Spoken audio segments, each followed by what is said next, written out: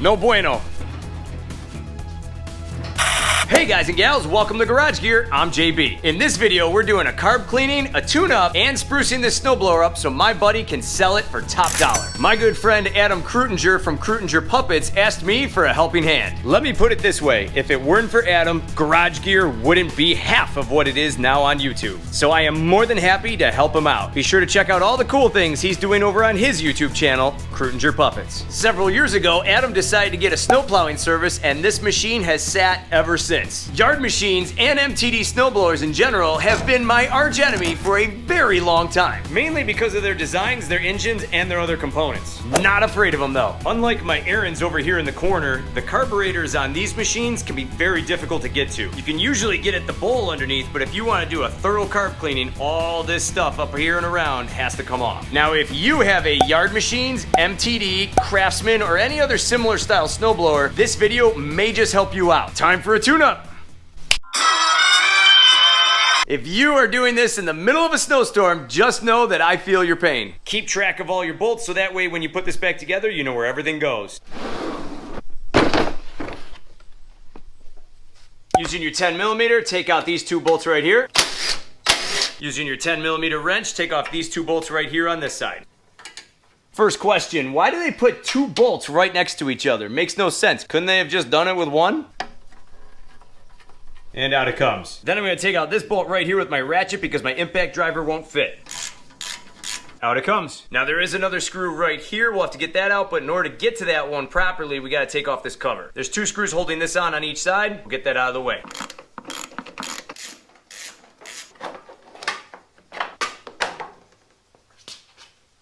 May have to put some tension on that belt. Seems like I could use it.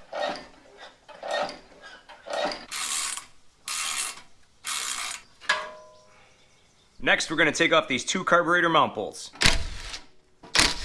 Now I'm going to pull off this choke knob, and you may have to stick a screwdriver behind it to pop it off. Pull off our throttle knob.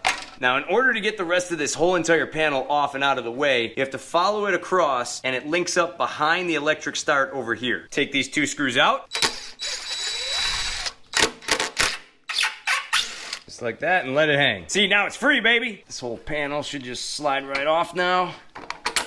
Yep, there we go. All right, so take a look in here. Here's our carburetor buried way down deep, like I said, and we got to make sure that this tube gets reconnected down here below. It is a good idea to take a picture of this before you disassemble it so you know how to reassemble it when you're done. Take your 10mm, pull off these two bolts.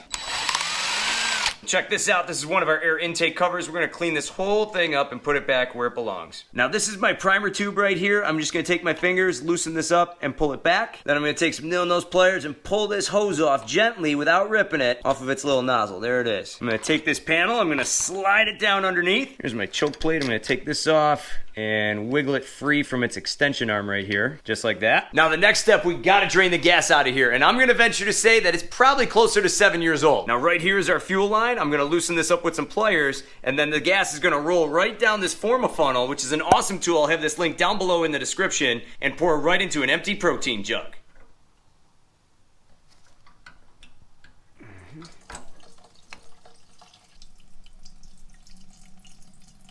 While the remaining drops are coming out, we're going to take our needle nose pliers and remove this thin linkage right here. And then we're going to slowly feed this off. And as this twists itself off, we're going to pop out the last linkage, and off comes our carburetor. Look at this gas. It's like neon green. It smells terrible. This carb needs a cleaning. So we're going to start by taking off our bowl bolts. Had to recruit Mr. Wilton because this bottom bolt is on there. Boom, there it is. Take the bolts out, set them aside, and then carefully remove the bowl so you don't ruin the seal. Wow, that is terrible. Holy cow. Holy smokes. This might be the worst bowl I've ever seen. Even the float doesn't want to wiggle too well. Ooh, this thing needs this. Holy cannoli. Look at this thing. I'm going to take this pin out right here, put my fingers over it so it doesn't spring anything out. Out it comes. Very gummy. Holy smokes. Look at that. We're going to carefully remove this bowl seal, work it off slowly, and off it comes. Next, we'll remove this linkage. Take that out, set it aside. Next, deep inside, there's an emulsion tube and probably a cork on there. So what we got to do is we got to get this out. We're going to use the right size screwdriver that'll fit down inside. And what I'm going to do is I'm going to twist it until I hear a little tick. There we go. And then from here, just loosen it up. And we're going to twist it out. It's coming. And out it comes. Set that aside. Then what we're gonna do is reach in and then push down on the emulsion tube so we can clean that out. Out pop the emulsion tube and take a look. This is what it looks like, and this is how it's gonna go back in when you're ready. Taking a closer look at this, you can see that a lot of bad gas did this to this. It really discolored this thing. We're gonna get this all tidied up. But first, we got one more thing to do. For our next step, we have to take this screw out right here, and then that'll allow us to get to this part right here. What I'm gonna do is take a red marker and then just simply put a line on the top so I know which way is up. Next, I'm going to take this screw right here. My screwdriver, if you notice, it has a funky head to it. My normal screwdriver will fit inside, but what I got to do is I got to push it all the way in, and I got to count every half turn that it goes in. I have to know that number because when I have to reset this, I have to do that exact number back out. So here we go. That's 1, 2, 3, 4, and just about 5. That is 5 solid turns. So we're gonna take this out all the way. Now we know we gotta bring it out by 5 solid turns. This guy right here should just pop out. It might take a couple tries, but it should come out with a screwdriver. And out of cave, it just flung out. So right here, we notice inside, it's got a really fine hole. We're gonna have to clean that out. And then it's got some other holes here on the side. We'll clean those out too. This thing is now ready to be hosed down. Spray it down with carburetor cleaner. Any carburetor cleaner will do. Clean off the exterior of it. You can see the green really starting to come off here. Then I'm going to spray up the emulsion pipe. Then I'm going to spray through the fuel line. Then I'm going to spray inside the carburetor. I'm going to spray inside these little jets on the sides. Shoot it in the primer tube. There's also some really tiny holes right inside, about right there, and I'm going to try to spray that too just to clean those out. Then we're going to spray down inside this hole. Basically any hole here, I'm just gonna spray into. Give it a quick exterior cleaning once more. And that's about as good as it's gonna get. A lot of this stuff is just caked on there, and I could waste a whole nother can trying to spray it off, but that's not really gonna do too much, so we're just gonna let it be. That stuff is on there. I can tell you already, this flap moves a lot easier. Before it was more of a slow move. Now it moves nice and freely. Next, we gotta get this cleaned up, so we're gonna take it off the float. Just like that. There is a spring on there, so be careful you don't lose that. Look at how bad my gloves look, by the way. Ugh. Grab that with your needle nose pliers. Give it a quick spray. Done deal. Again, be careful. Don't lose that spring. You'll need that. Next, we're going to take our pin, spray that real fast. Then we're going to take this little jet right here, which was at the bottom of the emulsion tube. I'm going to grab it with my needle nose pliers, and you can't see through that hole. That is clogged up, so we got to get at that. We're going to stick our spray right there.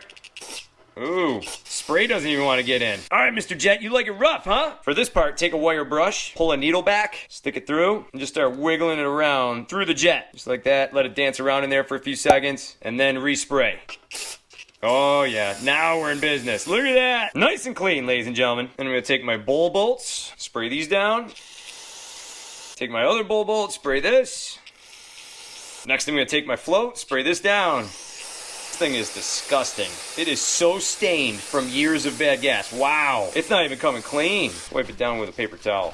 See if anything comes off. Some. Wow. Look at the before and after. Look at that. Oh my God. Might actually wire brush this thing. Feels like I'm brushing somebody else's teeth. Clean this off one more time. And look at that, pearly white. Now for this little jet right here, what I'm gonna do is take my wire brush with the little needle sticking out of it, and we're gonna poke it back in, clean it right out. I can see it going through those 2 little holes, and I'm just gonna wiggle it around, spray it out. Now it's time for the bowl. This thing is ugly. Oh my God. Well, let's get at it. Let's see what the carb cleaner can do. That didn't do too much. We are gonna have to scrub this with the wire brush. Get it right in there, scrub it down. That's pretty good with the wire brush. Let's spray it down. And that is about as clean as that's gonna get. I have never had to take a brush to a carb bowl like this before. That was bad. Let's not forget about the emulsion tube. This guy, what we're gonna do is same thing. We're gonna peel back a thread of this wire brush and just feed it through every single hole on this emulsion tube. Just like that, wiggle it around. Every single hole, just clean them right out. These little holes are a big piece of how these things tend to clog up and don't run. So you gotta make sure that these are clean. Boom. There we go. All the little holes are clean now. We're just gonna send some carb cleaner down the hole. There we go. Straight on through, baby. That spray was coming out all these little holes, so now we are good, ladies and gentlemen. Now it is time to blow dry everything. Here on this carburetor, we're gonna get in every little jet. The flap. All good. Hit the bowl. Hit our float. Hit our jets. Hold on tight to these. Same thing here. Hold on tight. And let's blow out the emulsion tube. To the other side. All right, so let's put this whole thing back together. We're gonna take this plastic plug, we're gonna stick this back on top, make sure everything lines up, and just simply push it down. That guy's now back in. We're gonna take this screw right here, we're gonna push this baby all the way in. There we go, we pushed it all the way in. Now we're gonna back it out about 5 turns like we did earlier. That's 1, that's 2, that's 3, that's 4, and that is 5. There we go, ladies and gentlemen, looking good. Next, we're gonna take our needle, push your spring down, hold it down, and then slide the top of that pin into the track, just like that. Next, I'm gonna take my bowl seal here. This will still do. It's not the best, but it will pass inspection. Make sure it's pressed in all the way around. Take your float, needle goes into the hole, slide the float on, and then make sure everything lines up, and press it right on through, just like that. You can see that this float works a lot better now. Take your emulsion tube just like this, drop it right in.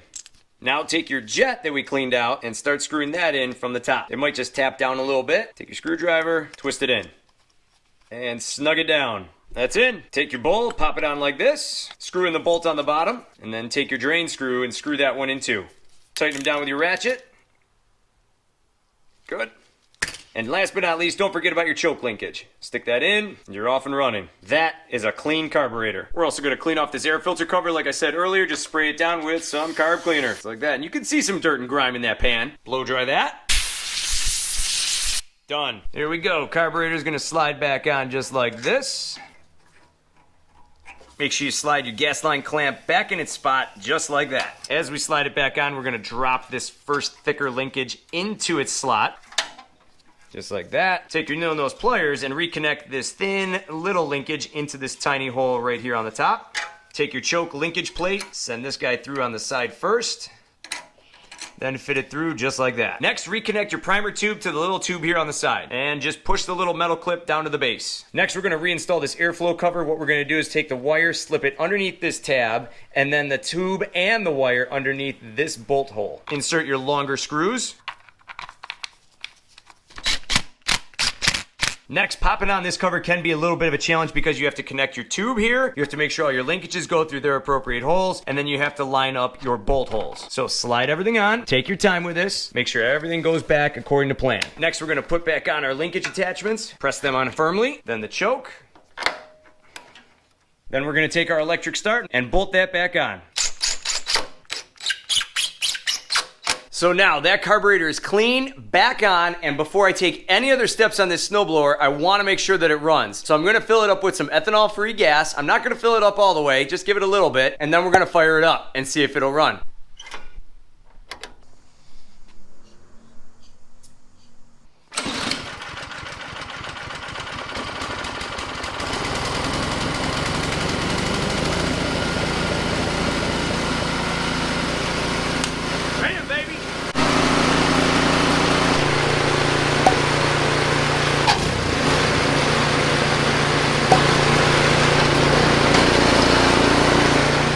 Alright, ladies and gentlemen, this thing runs smoothly now. It's like awakening the dead. The neighbors are all wondering why I'm working on this thing in the middle of the summertime. I think summer's the best time to work on these because you're not knee-deep in snow trying to get it fixed. You got some time to mess around with it too. So now what I'm gonna do is put this thing all back together. Then I'm gonna complete the tune-up, and then we're gonna spruce this baby up. Let's get to it. We're gonna reinstall our cover here on the top side. First, we're gonna pop these 2 bolts back in here on the bottom. That'll do. We're gonna send these 2 bolts here on the side back in. Then we're gonna tighten these 2 bolts here on this side. And done with that. As I mentioned earlier, the auger belt needed to be tightened up. I adjusted the pulley forward and now it's much tighter. Then I popped the belt cover back on and bolted it down.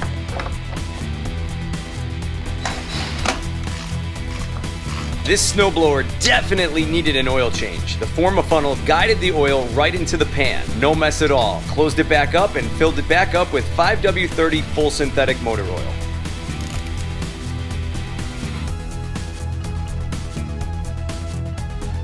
I decided to check the spark plug. This one was extremely dirty. I did a video in the past on cleaning spark plugs, and I'll have that video linked down below in the description.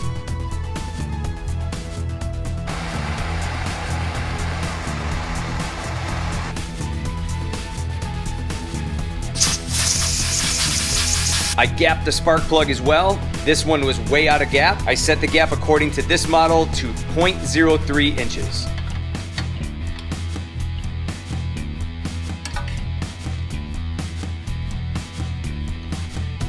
I checked the tire pressure, cleaned the wheels, and shined up the tires.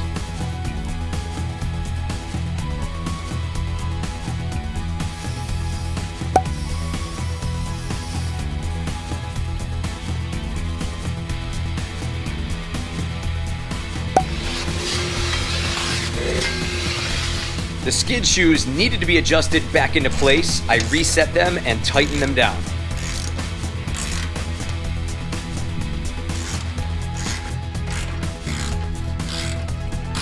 Then I installed a new shear pin in the loose auger to keep it from spinning freely.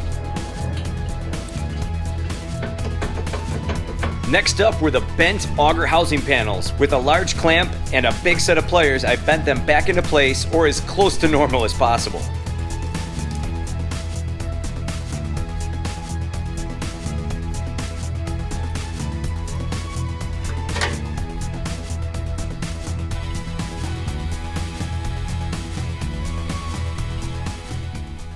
Alright, so we're at the next step where we're going to shine up the whole inside of the snowblower here. We don't know for certain if the next owner of this snowblower is going to take care of this unit or not. So what I'm going to do is take some fluid film, and all I'm going to use this on is the heavy rust spots. Fluid film is expensive, and I don't want to waste an entire can on a machine that we don't know if somebody's going to take care of or not down the road. I hope they do. That would be great, but we can't be certain. The rest of the inside here is going to get WD-40. This still offers some level of protection. In fact, I've used it on my snowblower over there in the corner for almost a decade now, and there's barely any rust on that thing. That's how we're going to attack this.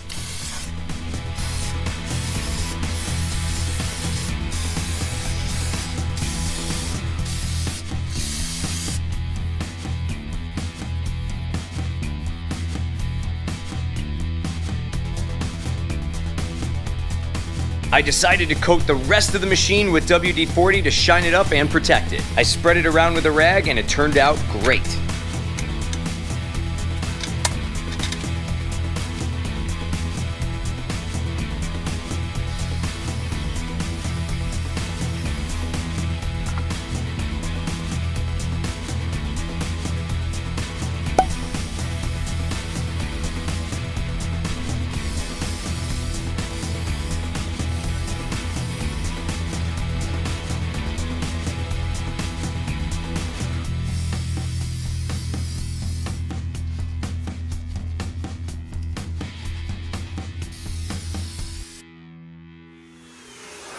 Finally, I coated the remaining parts with automatic transmission fluid. This is a cheap and effective way to shine everything up, and it spreads well. It's super inexpensive.